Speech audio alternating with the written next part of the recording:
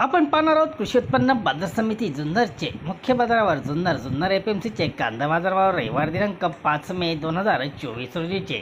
आज जुन्नर एपीएमसीमध्ये कांदा आवक 5263 पिशव्यांची कांदा आवक झाली होती। बाजारभाव सदरचे प्रति 10 किलोग्राम प्रमाणे आहेत। पाहूयात काय होते आज कांद्याला बाजारभाव। जुन्नरमध्ये गोळे कांदे 240 ते 260 रुपये म्हणजे 24 ते 26 रुपये या भावाने गोळे कांदे विकले गेले, तर कांदे 200 रुपयापासून 240 रुपये म्हणजे 20 ते 24 रुपये असा कांद्यांना बाजारभाव पाहायला मिळाला।